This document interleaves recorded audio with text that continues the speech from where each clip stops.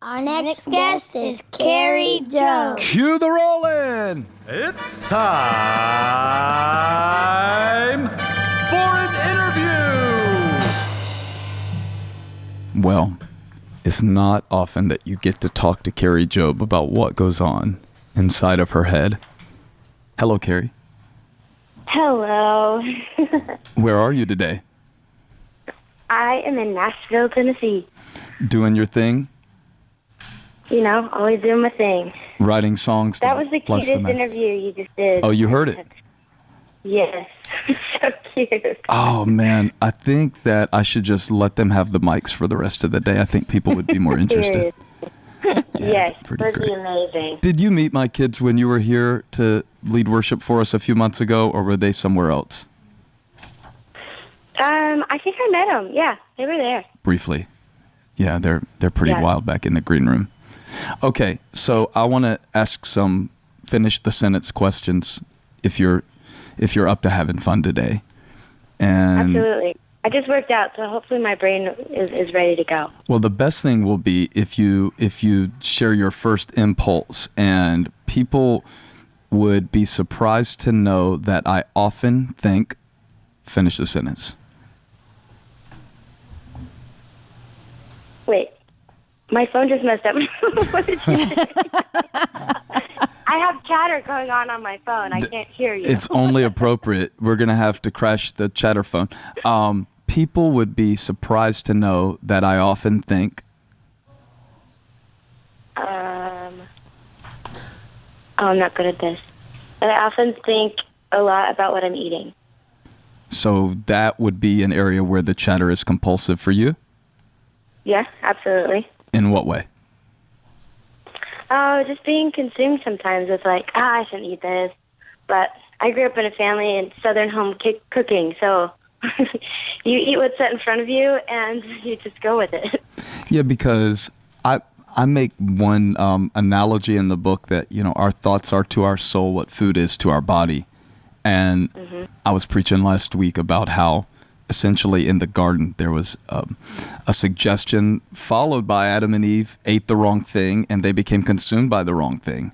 And so it's interesting you brought that up as your example because, you know, we choose the thoughts that we consume and then our thoughts consume us, which is kind of like the whole premise of the book is that you get to choose. So I want to know, you know, Kari, being somebody that God really uses, somebody with such a great gift, somebody who gets to stand up and lead thousands of people to sing God's praises.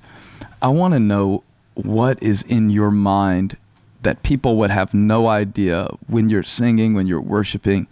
It looks so pure and almost effortless from our perspective.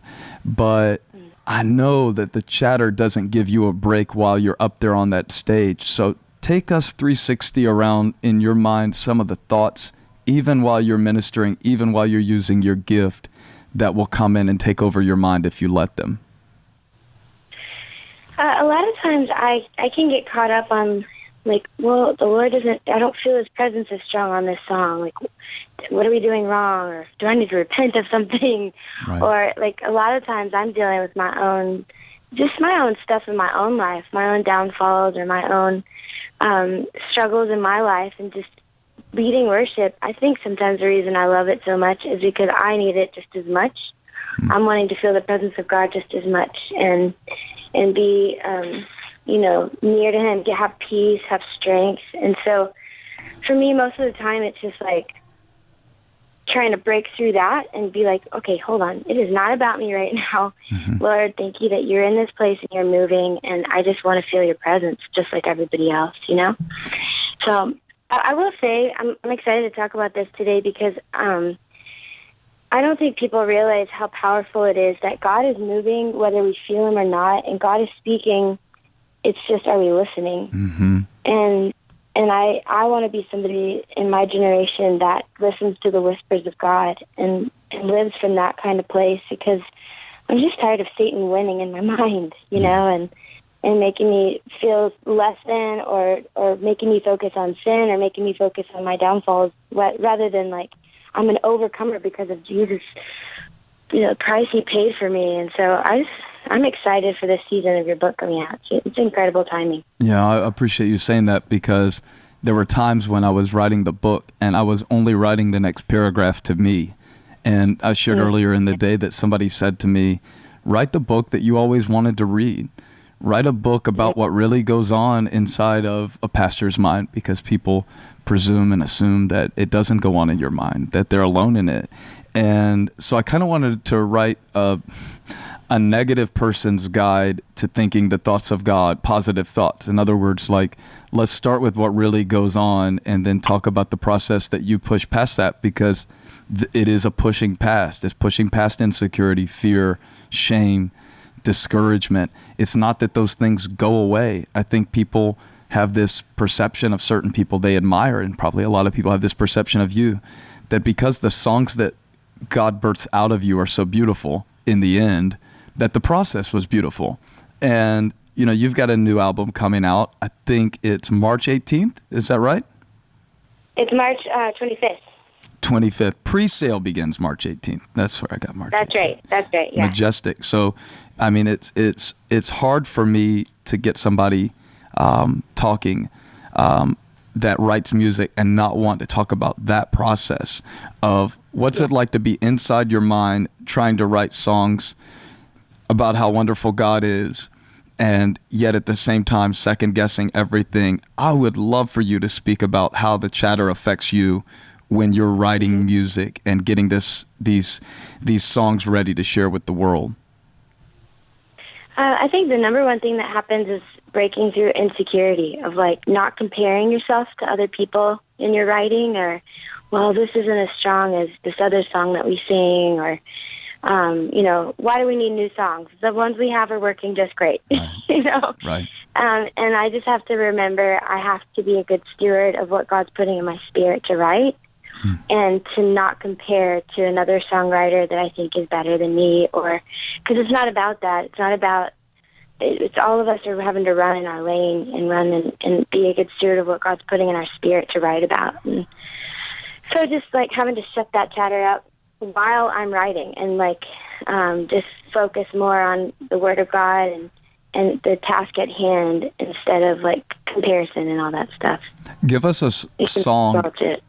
Give us a song example on this new album that you had to push past, thinking this is no good. Maybe when you were starting it, maybe along in the process. I'm sure that there's at least one where you almost gave up on the song and you had to push through those thoughts to get it out. Do you have one in mind? That's funny. Yes, it's my new single. It's called Forever. And first of all, I was like, I can't sing this. This is a dude song. Like, I think it's going to be too high. Right. I think it's going to be one that people are going to be like, why is she trying to sing that high? Right. But I had to break through, because Brian Johnson and I started it, and he's like, you have to lead this song. And I'm like, I can't. He's like, why are you saying you can't? Yes, you can. I'm like, I don't know. I just feel like I can't lead this one. And so I nearly didn't put it on the album. And then I was like, you know what? I'm just going to put it on there, because Brian keeps telling me it's so strong. It keeps working in the congregational worship, church stuff. So I'm like, I've got to put it on here. And now it's one of my strongest songs on the album. And I just am like, man, the enemy is such a liar. He just hates it. He hates the kingdom. He hates us. And I just am thankful that I pressed through that, though, and obeyed the Lord, really. I love that story, and most people have something like that in their life right now. It may not be a song. It may be something they're trying to teach their kid. It may be a project they're trying to push through at work. It may be a relationship that they're trying to mend. On and on. We could insert example after example after example. They are trying to get out of debt so they can honor God with their finances. And so the songwriting analogy becomes an analogy, or a metaphor rather, for whatever you're pushing through to trying to create. You're trying to birth something. And I read this book, I don't know if you've read it, and I quote from it in Crash the Chatterbox, called The War of Art. And it's an interesting book because it's about the creative process. And one thing he says, I wonder if you agree, he says that you can often tell how important something is by the level of resistance that you have to fight through in order to create it. So the fact that you're feeling resistance is often a sign that this is really significant, this is really important, like you shared about the song. I mean, have you found that to be true in other areas, that when that chatter, when that resistance gets strongest, it's a sign that what's on the other side is that important? Absolutely. I mean, absolutely. And I think sometimes because I grew up in a Christian home where my parents helped me learn to hear the voice of God when I was really young. And so I think sometimes I can just feel like it's just how life is. But I forget sometimes people are just now learning to hear the voice of God and learning to press through those oppositions. But yeah, I can tell after I'm 32, I've probably really known that I can hear the voice of God since I was 10. So 22 years of like realizing that the most oppositional times are the most times that God's really wanting something to happen. Or I just wish I didn't fall for the same trap. Yeah. Yeah. Yeah. I forget that it's warfare. I forget that it's, the enemy lying to me. And I think that the best way for me to stay in a place that I'm really hearing the whisper of God or really breaking through those moments is that I'm just spending enough time with the Lord, that I know his voice all the time.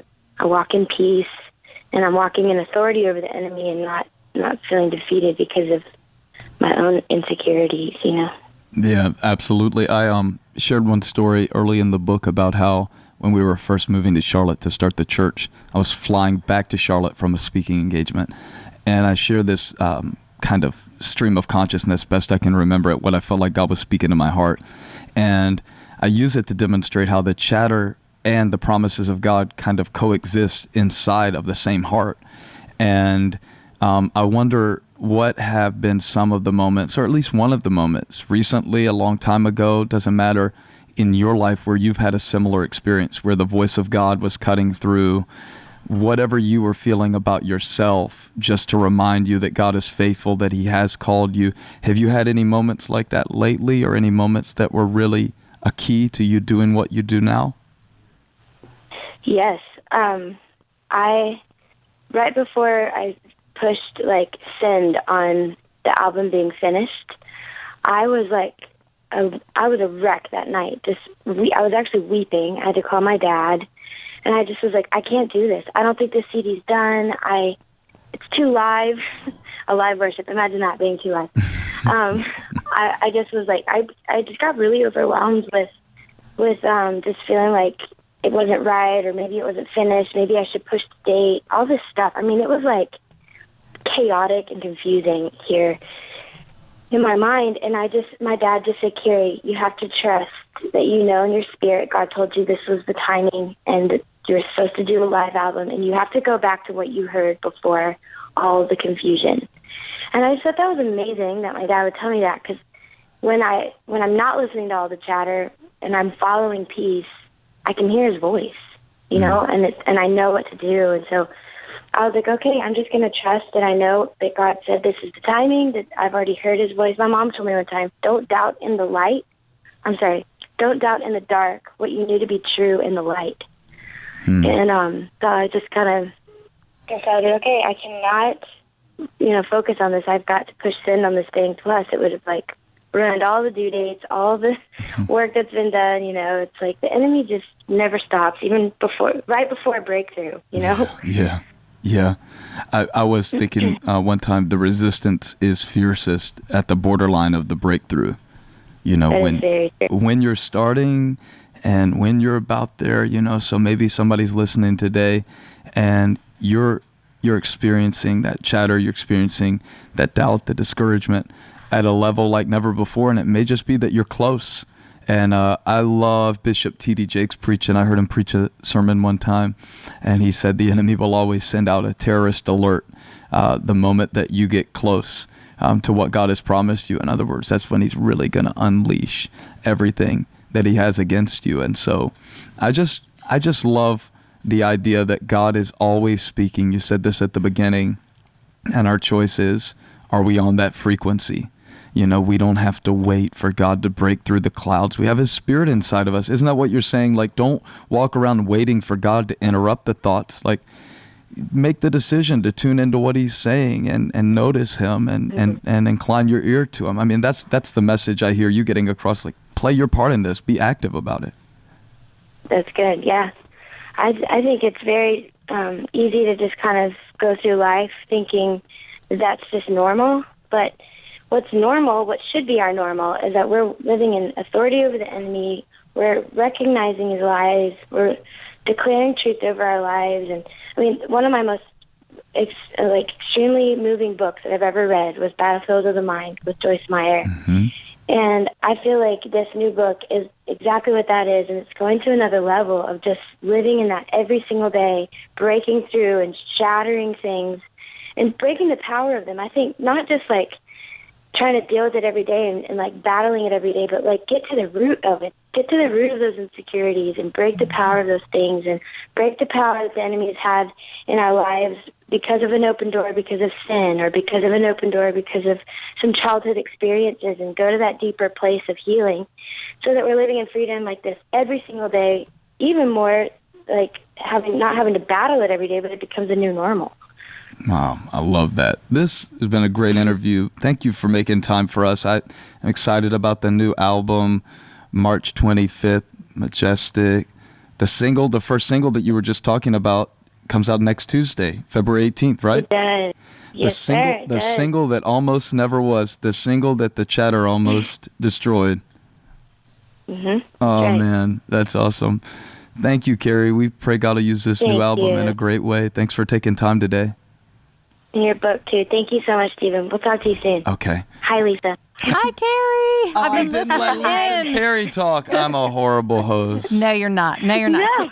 Kari, seriously, I was taking notes on what you were saying. That was really, really good. I miss you. We were on tour together last year. You too. I wasn't singing. I don't want you to get confused. I was speaking, and I left the No, singing. I wasn't confused. I never for 1 minute thought that you and Kari Jobe were on the same stage and you were the one singing. Do not feed my chatterbox about my insecurities about my singing. I'm not. In fact, I'm going to give you your first opportunity. Right now, a live duet, Lisa Turkhurst and Kari Jobe. It's happening right now. It's going to be Great Is Thy Faithfulness. All right, I'm going to give you. After this break. I'm gonna start it off. We're gonna put it in. We're just gonna go through a verse. Here we go. Great is Thy Faithfulness, Oh, God. our My Father. Father. That's pretty good. That sounded awesome. We can build on that. We could. We could fix it in Pro Tools. Hey, Kari, thank you so much for being with us today. We'll catch up offline. Okay, love you guys. We appreciate and love you, Kari.